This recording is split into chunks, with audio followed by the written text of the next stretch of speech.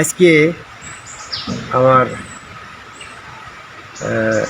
7ই April, যেটাকে আমার আবির্ভাব দিবস বলা হয়।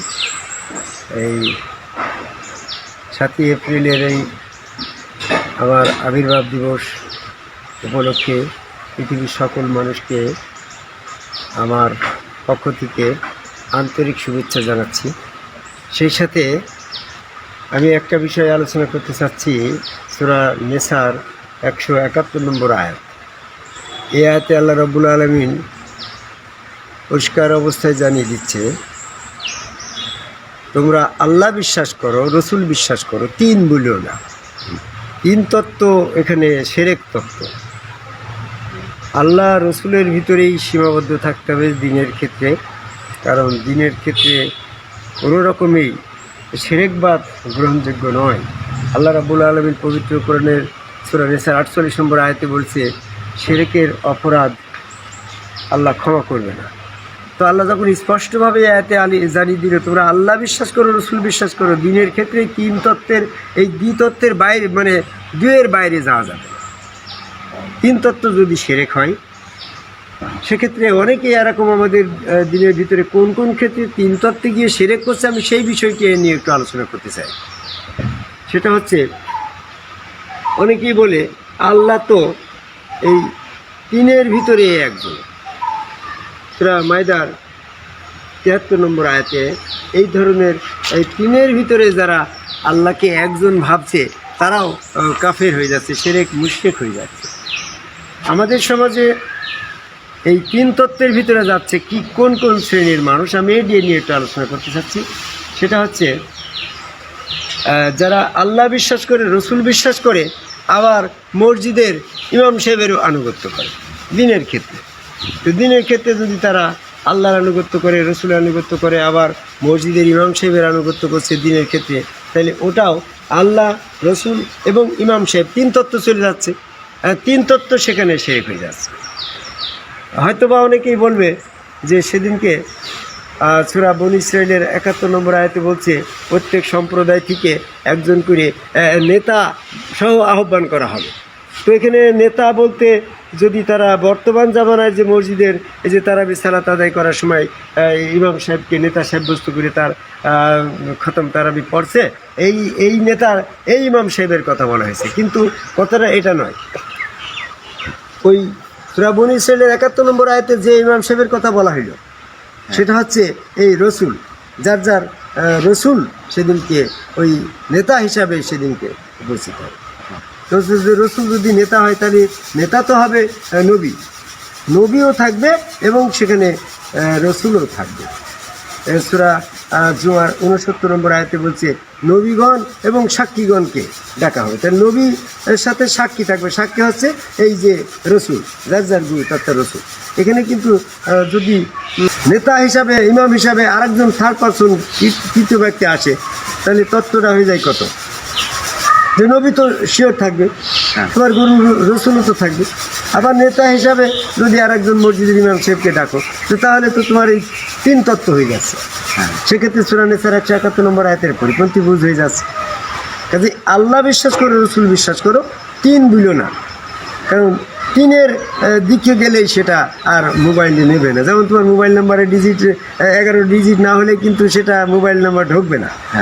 যখনই 12 হয়ে যাবে তখনও ঢুকবে না, আবার 10 হলেও ঢুকবে না, জাস্ট 11ই থাকতে আছে মোবাইলের ক্ষেত্রে। তো দিনের মোবাইলের ক্ষেত্রে নাম্বার হবে 2G, 2G ডিজিট। এটাই কি বলা হচ্ছে যে আল্লাহ আর রসুল এর উপরে গেলে তিনে চলে যাচ্ছে, ওটাও নেবে না। আবার যদি তুমি আল্লাহ শুধু আল্লাহ আল্লাহর করে থাকো, একে থাকো, রসুলে না যাও, তাও কিন্তু শয়তান হয়ে যাচ্ছে, শিরক হয়ে যাচ্ছে, মানে একত্ববাদ ছুটে যাচ্ছে। একত্ববাদে থাকতে গেলে রসুলকে বাদ দেওয়ার কারণে তুমি আবার কাফের হয়ে যাচ্ছে। তাহলে বিষয়টা দেখো, একত্ববাদের দিন, দ্বিতত্ত্বের শিরক। তাহলে তুমি যদি একত্ববাদে থাকতে গিয়ে যদি শুধু আল্লাহ আল্লাহ করো, রসুল বাদ দাও, তাহলে কিন্তু এখানে নাম্বার 2টো হইল না, বিদায় দিনের ক্ষেত্রে ঢুকবে না। রসুল বাদ দিলে কোনো রকমভাবে তোমার দিনের অনুগত্য পূর্ণ হবে না। এই জন্য যারা বর্তমান জামানায় শুধু আল্লাহ আল্লাহ করছে, রসুল বাদ দিচ্ছে, তাও সূরা নেসার 171 নম্বর আয়াতে যদি শুধু আল্লাহ করলেই হইতো, তাহলে কেন বলতো যে আল্লাহ বলো, তিন বিলো না।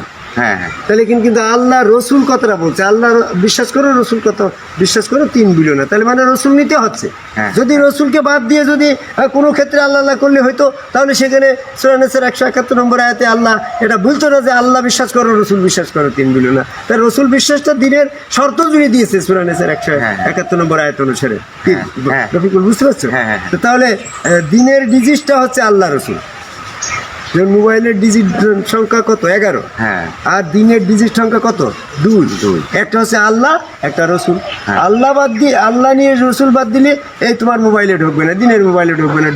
ঢুকলে কিনে রসুলে আনুগত্য করা ফরজ করলে ওই আনুগত্যটা বাদ যাচ্ছে। হ্যাঁ এই জন্য আমরা এখন বর্তমান যেটা সমস্যায় পড়ে গেছি, আল্লাহ বাদ দিলেও কাফের, আবার রসুল বাদ দিলেও কাফের। হ্যাঁ। আল্লাহ রসুলকে নিতে হচ্ছে।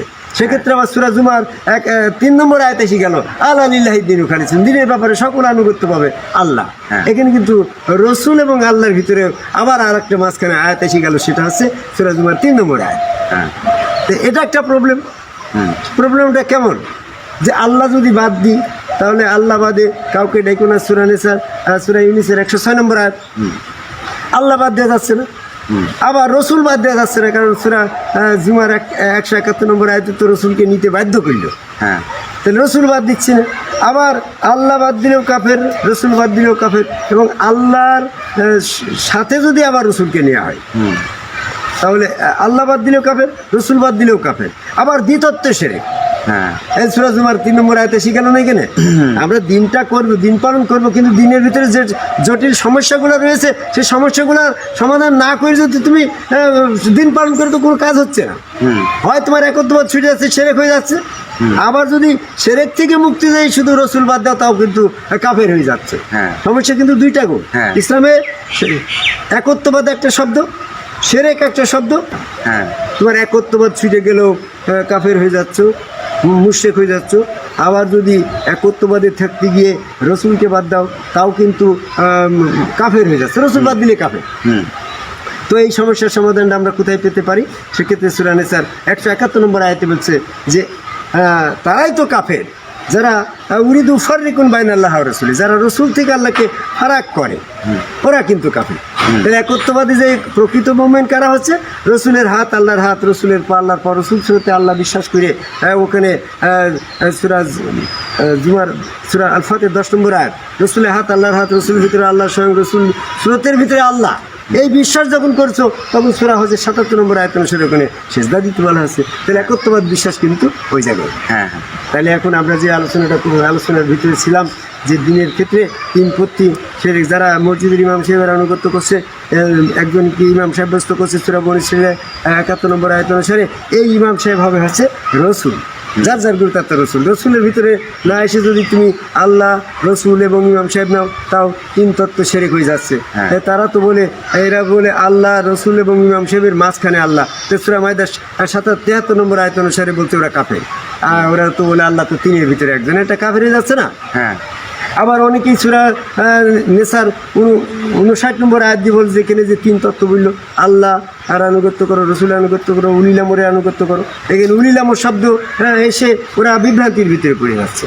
আমি বলছি ইমাম সাহেবকে যদি তুমি উলিল আমরের পর্যায়ে নাও, তো তাহলে এখানে আয়াতে উলিল আমর শব্দটাও আরবি শব্দ, ইমাম সাহেব তো শব্দও তো আরবি শব্দ। হ্যাঁ হ্যাঁ হ্যাঁ তাহলে এখানে তো উলিল আমর শব্দ না এসে ইমাম সাহেব শব্দ আসতে পারতো। যে দেখো তোমার আনুগত্য করো, আল্লাহর আনুগত্য করো, রসুলের আনুগত্য করো, ইমাম সাহেবের তো ইমাম শব্দ আসে না, উলিল আমর শব্দ কেন আসলো? তাই উলিল আমর শব্দ দিয়ে তুমি ইমাম সাহেব প্রমাণ করতে পারবা না। উলিল আমর শব্দ দিয়ে তুমি মুর্শেদ প্রমাণ করতে পারবে না, কারণ মুর্শেদ শব্দ তো আরবি শব্দ। হ্যাঁ যদি বলতো যে আনুগত্য করো, আল্লাহর আনুগত্য করো, রসুলের আর আনুগত্য করো মুর্শেদ গণের, তাহলে মুর্শেদ শব্দ তো আরবি শব্দ। কিনে উলিল আমর না এসে মুর্শিদ শব্দ আসে, তুমি মুর্শিদের আনুগত্য করতে পারতে। তাহলে সেক্ষেত্রে তোমার 3 হয়ে যেত, আল্লাহ, রসুল এবং মুর্শেদ। তাহলে 3 তত্ত্ব যাবে না। এই জন্য মুর্শেদ শব্দের রাসুলের ভিতর ঢুকি দাও, এই জন্য ইমাম শব্দটা রাসুলের ভিতর ঢুকি দাও। তাহলে তোমার মুর্শেদও এখানে আসে নাই, ইমাম সাহেবও আসে নাই, এই জন্য এখানে উলিল আমর আসে। উলিল আমরটা কিন্তু দিনের ক্ষেত্রে নয়, ওরা দুনিয়াবের ক্ষেত্রে। যেমন রাজা বাচ্চা প্রেসিডেন্টের হচ্ছে উলিল আমর, এদের আনুগত্যের ভিতরে কোনো সেজদা নেই। এদের এটা দুনিয়ার রাষ্ট্র শৃঙ্খলা, রাষ্ট্র পরিচালনা, সমাজ পরিচালনা শৃঙ্খলা রক্ষার্থে মেম্বার, চেয়ারম্যান, রাজা বাচ্চা, প্রেসিডেন্ট, প্রধানমন্ত্রী, এদের আনুগত্য করা লাগছে দুনিয়ার শৃঙ্খলা রক্ষার্থে। যেমন তখন সৌদি আরবের রসুল ছিল মুহাম্মদ সাল্লাল্লাহু আলাইহি ওয়াসাল্লাম, আর রোম দেশে বা চীন দেশে একজন সে মুসলমান হবে, তখন তো সেই দেশের রাজার আনুগত্য না করলে তো শৃঙ্খলা রক্ষা হচ্ছে না। এই জন্য তার ক্ষেত্রে উলিল আমর, সে রোম দেশের বাচ্চার আনুগত্য করবে, সে সূরা নিসার 59 নম্বর আয়াত দিয়ে, এবং সে রসুলের আনুগত্য করবে, মুহাম্মদের আনুগত্য করবে। 171 নম্বর আয়াতের রেফারেন্সে রসুল থাকবে, আল্লাহ থাকবে। এখন এই আল্লাহ রসুলকে একত্ববাদ নিয়ে আসবে সূরা নিসার 150 নম্বর আয়াত অনুসারে। হ্যাঁ, যে রসুল থেকে উনি দুফার রিকুন বাইন আল্লাহ রসুল, যারা রসুল থেকে আল্লাহকে সেপারেট করে তারা কিন্তু কাফের হয়ে যাচ্ছে।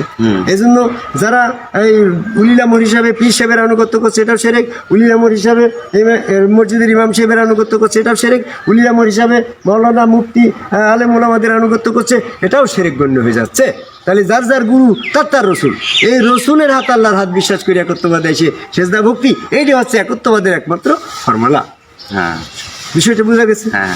তাহলে আমরা সূরা নিসার 171 নম্বর আয়াতের এই দিনের যে ফর্মুলা, দুয়ে রসুলের বাইরে যাওয়া যাবে না, আবার তিনে যাওয়া যাবে না। আমরা বর্তমান সময়ে যত পীরপন্থী আছি, তিনপন্থী, পীরপন্থী, শিরক গণ্য। মসজিদে ইমাম সাহেবের আনুগত্য করছি, এটাও শিরক গণ্য।